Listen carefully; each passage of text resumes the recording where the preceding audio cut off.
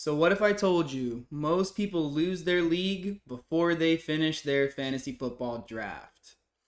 If that's true, is spending 5 minutes of your life watching this video worth it to give you a better shot at winning your fantasy football championship in 2025?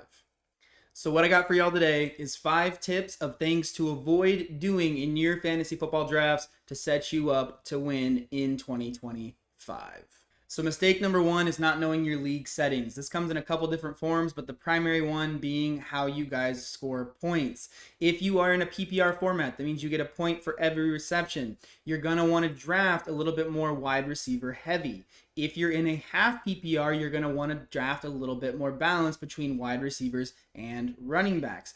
If you're in a standard format where there's no points for catching the football, you're going to want to draft more RB heavy because there's no extra points for running backs or wide receivers or even tight ends who catch the football. This is also really important within roster settings as well because you might be in a league where you have to start 3 wide receivers versus 2. So again, you'd want to go wide receiver heavy. And if it's a PPR league, you want to go really wide receiver heavy. You might be in a league where you have 2 or 3 flex spots. You got to know what your roster size and construction needs to look like. So you need to make sure that you're drafting according to the scoring and the roster sizes and the different positions that you have to actually plug and play every single week. Mistake number 2 is going to be drafting onesie positions too early. Every year without fail, no matter what league I'm in, there is somebody or multiple people out there who are taking QBs in round 1, early round 2, taking tight ends in round 1, early round 2. And in my opinion, in my estimation, especially in 12-man leagues, that is way too early. You are missing out on value at other positions.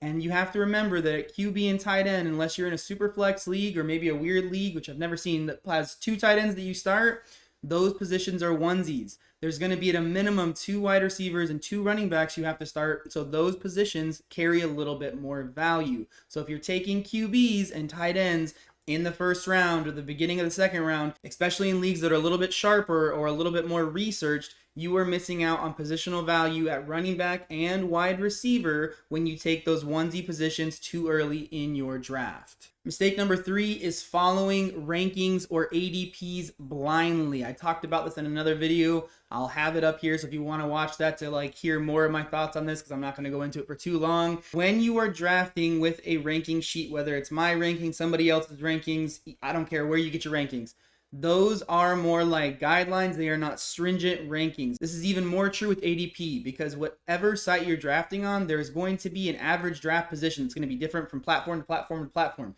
This is based on where people are actually drafting these players.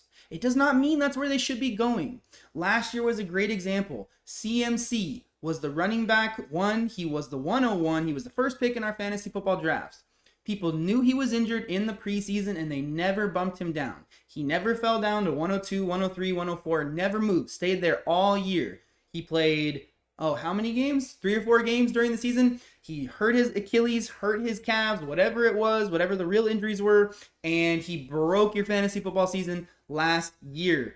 Do not follow everybody else's ADP. I'm not saying that just like rankings, it's not a helpful tool. It's not a guideline for you to follow, but do not follow it blindly because especially for ADP, it is based on where people are drafting them. And that does not necessarily mean that is where they should be going in our drafts. This works both ways. On the flip side, there are times where if you did follow ADP, you might be missing out on people that are a little bit farther down your draft boards and maybe I can wait for them. In certain situations, there are people that are being undervalued because people don't know about them or they're not as popular or not as on popular teams. And you might be able to get a value if you pick them around early versus waiting and then getting sniped on them anyways. Mistake number 4, and this one's kind of a small one, but I do want to throw it in here. Ignoring your bye weeks when you're drafting. I'm not saying to draft your team around the bye weeks. That should not be your primary focus. But if you're drafting and you have your little list over here of the people you've drafted so far, my 2 starting wide receivers and 1 of my starting running backs had the same bye weeks, you need to start just looking and thinking maybe if I'm close on these 2 players and one of these guys has the same bye week at the same position of a running back or wide receiver that I already have, I might go for the other guy just because I don't want to stack myself up where my entire team or positional groups of starters have the same bye week. I wanted to add this in here because it's a very small tip, something very, very, very small to consider, so don't overdo it during your drafts. Tip number 5 is not practicing with mock drafts. Obviously, when you do a mock draft, you're going up against the computer, and they're going to pretty much follow ADP a little bit too closely in most situations. The issue with this, obviously, is a lot of people are not going to follow ADP exactly, but in a lot of leagues, it will be close. So it depends on your league, right? So if you're in a league where people love to follow the ADP or love to follow some rankings that usually follow around about where ADP is, then you need to do a lot of mock drafts. And it kind of helps you figure out how to construct your team. The thing for people who have like wild people in their league, it's not going to be as helpful, but what it can do kind of lets you know, like, this is the roster I kept on drafting, or these are like the players I kept drafting. Maybe I drafted the same, 25 to 30 guys over and over and over in my drafts. It gives you a good solid foundation of guys that you like, guys that you don't like. Also, don't be in the situation where like, I've never mocked at all. I've never done a mock draft, especially since they're free on your platform. And then you just have no idea what you're doing, and you're just kind of like shooting random shots. And then you're the guy who's probably doing what I said earlier. We're taking a QB or tight end too high. So my bonus tip, which I hate doing this because I always do bonuses, but number 6, I saw this year in my league. We just drafted this Sunday. I saw someone get sniped on a pick. This almost happened to me last year, but I saw it happen this year. I saw someone get sniped on a pick. It was somebody I knew that they really wanted.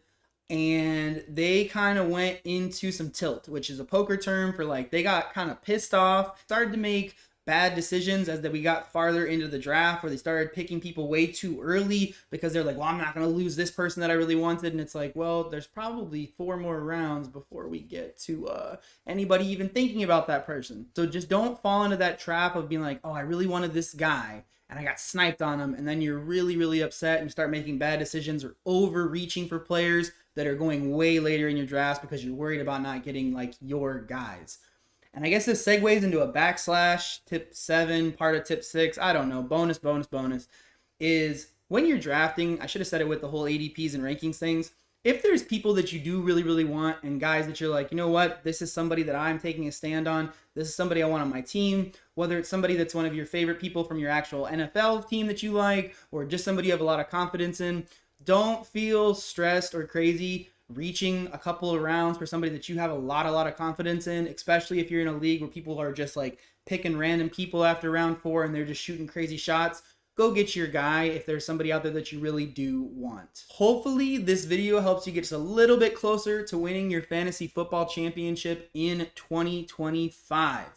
If you are looking for some other late round league winners, I just made a video recently about a plethora of players who are either going at the end of your drafts or potentially going undrafted this coming season. Especially if you're new, go check that video out. I'm not telling you to draft all those players, but those are some guys who are going way too late in our fantasy football drafts that, in my opinion, have the upside to be league winning players, especially for those that are being drafted in our drafts. And for the people that I would suggest not drafting right now, they are week 1, week 2, and week 3 waiver wire claims that if you're watching the games and looking at the stats, or if you watch my videos later on about my favorite waiver wire additions before they pop series, which is going to be trying to help you pick people up before they pop so that you're not burning a waiver wire spot, you're not burning your fab budget. It sets you up where you're picking those players up and you're already watching them for yourself, and then you watch my video, picking them up, putting them on your bench before they explode, and then you have the opportunity to have a league-winning guy in your hands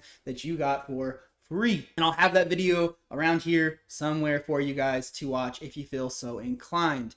Thank you all for watching. Hopefully I'll see you guys again. No, hopefully you guys will see me again real soon. And until then, y'all have a blessed day. Bye.